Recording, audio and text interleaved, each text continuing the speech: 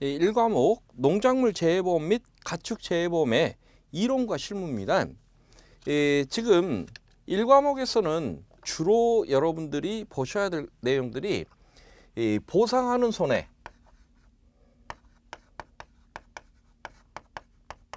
그리고 보상하지 않는 손해. 그래서 어떤 손해에 대해서는, 어떤 재해에 대해서는 보상을 하고 어떤 재해에 대해서는 보상하지 않겠다. 그리고 가입기간, 인수제한,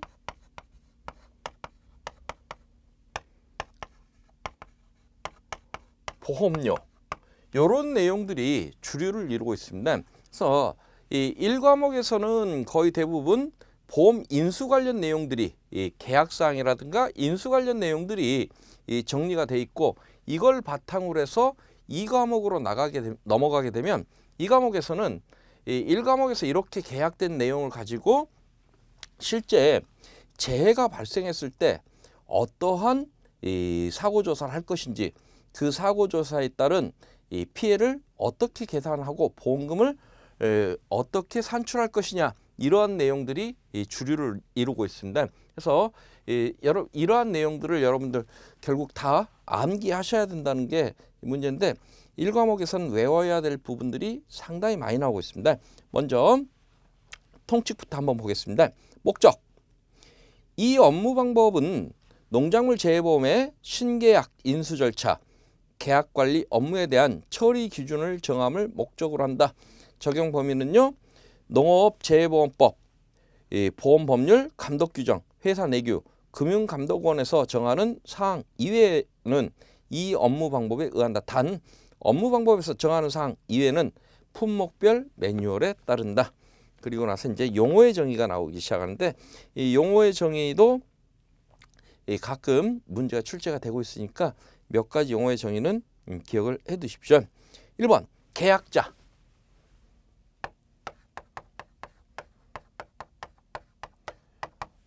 요 부분에 대해서 조금 체크를 해 두세요. 계약자 또는 가입자라고 이야기를 하고요. 회사와 계약을 체결하고 보험료를 납입할 의무를 지는 사람을 말한다. 그래서 계약자는 농업인, 임차농 여부와 관계없이 국내에서 보험 대상 농작물을 실제 재배하는 주된 경작자. 그래서 실제 재배하는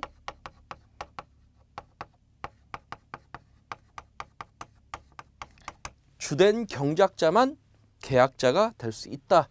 그래서 이제 그 전에 기출에서 보면 이 문장을 가지고 여러 가지 유형으로 바꿔서 예시를 들은 적이 있습니다. 예를 들어서 제가 어디에서 농사를 짓는데, 사과 농사를 제가 짓는데 뭐 예를 들어서 그 서울에서 직장 생활하는 저의 딸이 저 대신 보험에 가입했다. 이거 가능합니까? 불가능합니까? 불가능합니다. 왜? 제 딸은 실제 사과 농사를 짓는 게 아니라 서울에서 직장 생활하는 경우이기 때문에 실제 재배하는 주된 경작자가 아니더라는 얘기예요. 그래서 제가 제 땅을 가지고 농사를 짓든 아니면 그 땅을 누군가한테 빌려서 농사를 짓든 농사를 짓고 있는 사람만 계약할 수 있다고 그런 얘기예요. 그럼 이제 반대로 제가 사과밭을 빌려서 농사를 짓고 있는데 농사는 제가 지어요. 그러면 이 임대인, 원래 사과밭 소유자는 보험 계약할 수 있습니까? 없습니까? 없습니다. 왜? 농사는 제가 짓기 때문에 저만 보험 가입이 가능하더라. 이런 것들을 설명을 하고 있어요. 2번에 피보험자. 보험사고로 인하여 손해를 입은 사람, 법인인 경우에는 그 이사 또는 법인의 업무를 집행하는 그 밖의 기관을 말한다. 증권, 보험증권입니다. 계약의 성립과 그 내용을 증명하기 위해 회사가 계약자에게 드리는 증서를 말한다. 보험의 목적. 보험에 가입한 농작물로 보험증권에 기재된 농작물 또는 나무, 시설작물 재배용, 농업용 시설물, 부대시설, 농작물을 말한다. 그래서 목적물이 될 수 있는 것들을 정해놨죠. 증권에 기재된 농작물이나 나무, 그리고 시설 작물 재배용 농업용 시설물, 그리고 세 번째는 부대 시설 농작물. 그래서 이 보험 가입이 가능한 대상들을 미리 정해놨습니다. 이 계약자 부담 보험료, 국가 및 지방자치단체의 지원 보험료를 제외한 계약자가 부담하는 보험료. 그래서 지금 그 농업 재보험 재보험에서 국가에서 50% 정도, 그리고 지자체에서 10에서 40%, 그리고 나머지는 계약자가 농가에서 이렇게 부담하도록 하고 있는데, 농가가 부담하는 이 보험료를 계약자 부담 보험료로 이야기를 하고 있어요. 6번 보험 모집 농협입니다. 보험 판매 사무소라고 표현하고요. NH 농협 손해보험과 농작물 재해보험 업무 위탁 계약을 체결한 지역농협 또는 품목농협을 말한다. 모집 종사자입니다. NH 농협 손해보험, 통칭 회사라고, 이제 앞으로 회사라고 나올 거예요. 와 재해보험 업무 위탁 계약을 체결한 지역농협의 보험 모집 자격이 있는 임직원, 보험 설계사를 말한다. 그리고 과수원 또는 농지의 개념입니다. 내용 한번 보죠. 한 덩어리의 토지의 개념으로 필지, 지번과는 관계없이 과실, 농작물을 재배하는 하나의 경작지를 의미한다. 그래서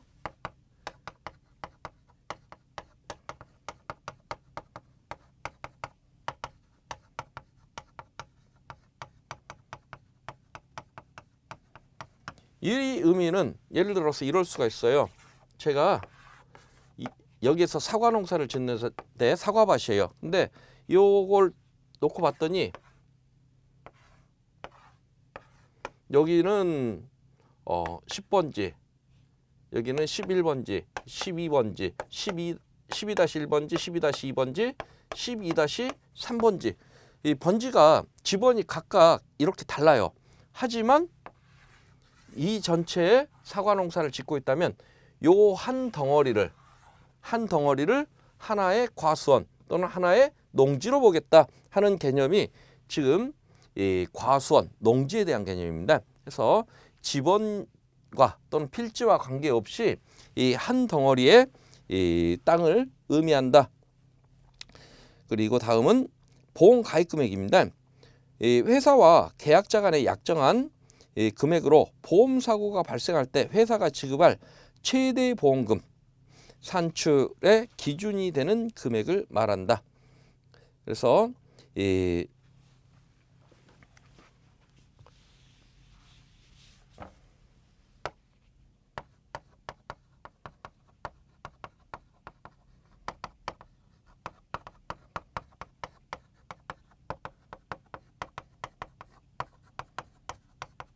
회사에서 지급하는 최대 금액입니다. 그리고 그 아래 이제 보험 가액이라는 개념이 나오죠. 이 가액 한번 보죠.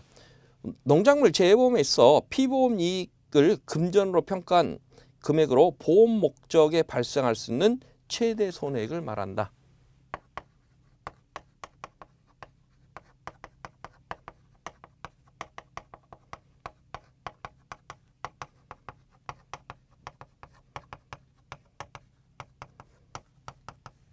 이것은 결국에 그 자동차 1,000만 원짜리 자동차를 우리가 자동차 보험에 가입한다 이랬을 경우에 1,000만 원짜리 자동차가 완전히 폐차를 했다. 그러면 제가 볼 수 있는 손해의 최대액은 얼마예요? 1,000만 원이죠.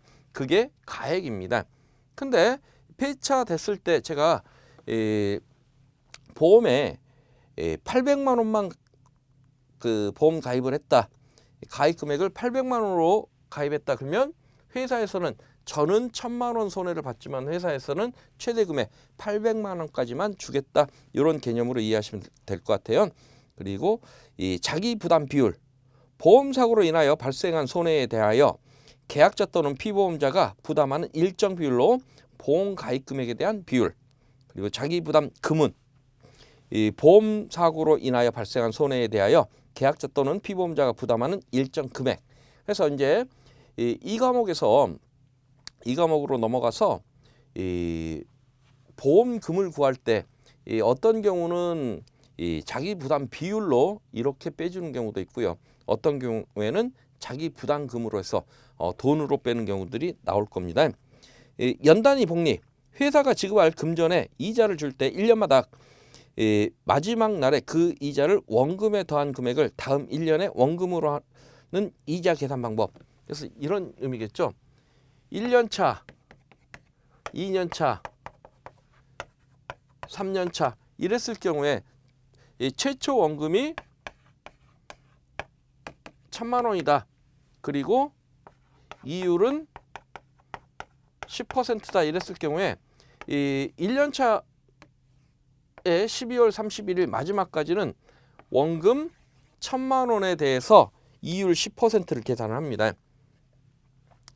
그런데 이제 이 2년 차가 되면요. 원금이 10% 이율이 10%였죠. 2년 차에는 원금이 1,100만 원이 되더란 얘기예요. 이율 10% 100만 원 이자가 그러면 이율 10%면 110만 원이 되겠죠. 3년 차로 넘어가면요. 이거 더해서 1,210만 원을 원금으로 해서 이자를 계산해라. 이런 게 연단위 복리라는 개념으로 설명을 하고 있습니다. 14번 보험개발원이 공시하는 보험계약 대출 이율입니다. 보험개발원이 정기적으로 산출하여 공시하는 이율로 회사가 보험금 지급 또는 보험료의 환급을 지연하는 경우 등에 적용하고 있습니다. 다음은 보험기간, 계약에 따라 보장을 받는 기간을 말한다. 다음은 영업일이라는 개념이죠. 회사가 영업점에서 정상적으로 영업을 하는 날을 말하며 토요일, 관공서의 공휴일에 관한 규정에 따른 공휴일과 근로자의 날을 제외한다. 그래서 농협이 정상적으로 문을 여는 날을 영업일로 보겠다는 얘기입니다. 다음은 표준 수확량이라는 개념이 나오죠.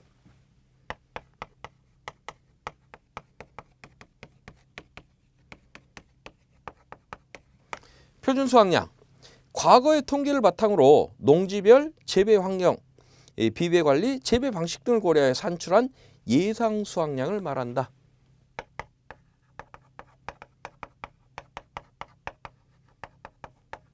그래서 그 농지의 환경이라든가 아니면 비배 관리 또는 재배 방식에 따라서 이 통계치로 이 농지에서는 어느 정도 수확이 될 것이다 라고 예측한 수확량이 표준 수확량이 되겠고요.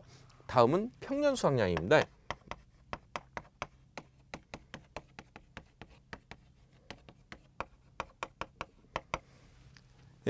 가입연도 직전 5년 중 보험에 가입한 연도의 실제 수확량과 표준 수확량, 가입 품목의 품종, 수령, 재배 방식 등에 따라 정해진 수확량을 가입 횟수에 따라 가중평균하여 산출한 해당 과수원에 기대되는 수확량을 말하며 평년 수확량 산출과 관련된 세부사항은 회사가 작성한 품목별 업무 매뉴얼에 따른다 해서 평년 수확량 구하는 공식이 각각 품목별로 뒤에서 나올 거예요. 그래서 평년 수확량이라는 개념은 직전 5년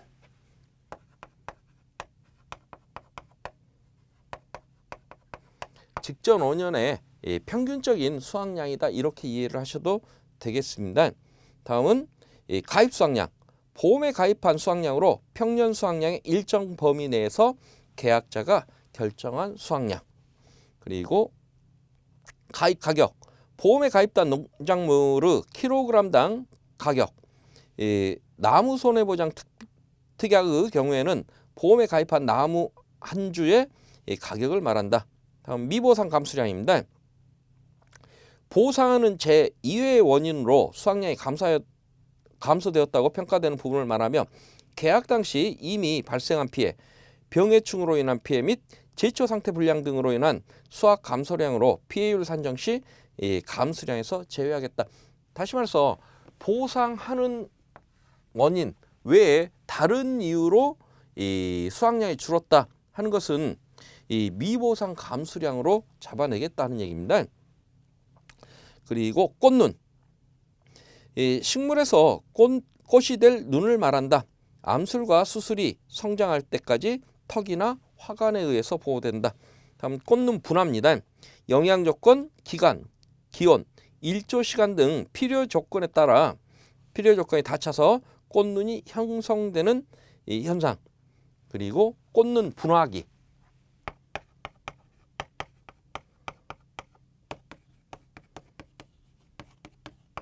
꽃눈 분화기는 이 과수원에서 꽃눈 분화가 50% 진행된 때.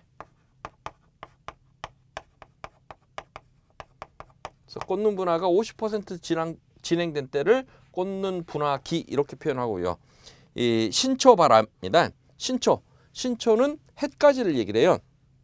그래서 이 햇가지가 1, 2mm 정도 자라기 시작하는 현상을 신초 발화라고 이야기를 하고요. 그다음 신초 발화기.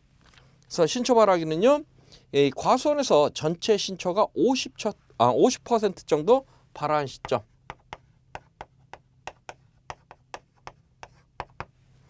그리고 다음은 개화기.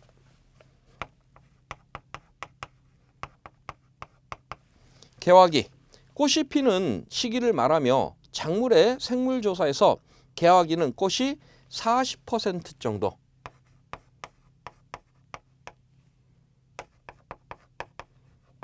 40% 정도 핀 날의 시점을 말한다. 수확기. 과수원에 위치한 지역의 기상 여건을 감안하여 통상적으로 해당 농작물을 수확하는 기간을 말한다. 그래서 지금 여기 보시면은 꽃눈 분화기 50%, 신초 발화기 40%인데 개화기는 신초 발화기 50%인데 개화기만 40%로 돼 있어요. 요것도 출제된 적이 있습니다. 평년 착과량. 가입 수확량 산정 및 적과 종료 전 보험 사고 시 감수량 산정의 기준이 되는 수확량.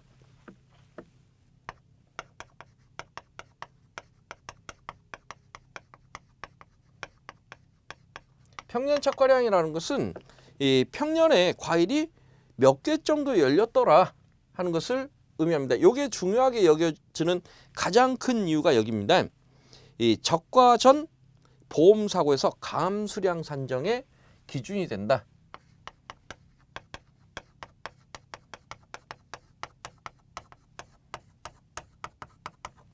그래서 적과 전에 사고가 발생을 했다면 이 기준을 어떻게 잡고 피해율을 구해서 보험금을 지급할지 기준이 없을 수가 있어요. 그래서 평년 착과량이라는 개념을 가지고 기준을 삼겠다는 얘기입니다.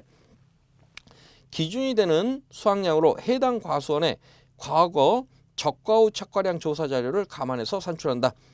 다음은 적과 후 착과수입니다. 통상적인 적과 및 자연낙과 종료 시점에 나무에 달린 과실수를 말한다. 다시 말해서 이제 사과, 배 이런 것들은 꽃이 피고 나면 꽃이 펴서 수정이 되고 나면 과일이 열리겠죠. 과일이 비대하기 시작하는데 이때 그 나무에 내가 재배하고 있는 사과나무의 수령이라든가 이 수세 이런 것들을 감안해서 몇 개 정도 재배했을 때 가장 우수한 사과가 생산될 수 있겠다. 거기에 맞춰서 그 개수만 놔두고 다 따버립니다. 그래서 이 적과 후 착과수가 이제 기준이 되고 있어요. 그래서 근데 이제 문제는 조금 전처럼 적과 전에 사고가 발생하지 않았다면 적과 후 착과수가 기준이 돼서 그걸 기준으로 해서 그 이후에 어떠한 사고가 발생했을 때 예를 들어서 이렇게 한번 얘기를 해볼까요? 사과나무에 제가 사과를 100개씩만 남기고 싹 따버렸습니다. 근데 저희 사과밭에 나무가 100주다. 그러면 100 곱하기 100 해서 어떠한 특별한 사고가 발생하지 않으면 나중에 가을에 가서 사과를 10,000개를 수확한다. 이런 기준이 될 수가 있어요. 근데 문제는 적과 전에 사고가 발생하면 100개 남기고 딸라고 봤더니 100개가 안 돼요. 그럼 어떻게 돼요? 기준 자체가 없어지죠. 그때 이용하는 게 평년 착과량이라는 이 기준을 이용하겠다 하는 내용입니다. 다음은 2장의 신계약입니다. 이 업무 절차를 보면 이 고객 상담, 설계 단계 개인정보 동의서 진구하고 가입 설계하고 계약 인수, 현지 조사를 실시하고 상품 설명 및 청약을 합니다. 그리고 인수 심사하고 청약 단계 개인정보 동의서 진구하고 청약서, 약관, 교부 및 중요 내용을 설명합니다. 보험료 수납 및 계약 처리하고 보험 증권 발급하면 업무 절차가 마무리가 되는데, 요건 지금 우리 그 손해평가사가 할 내용은 아니고요. 이 농협 손해보험의 직원들이 해야 될 내용이에요. 다음은 고객 상담.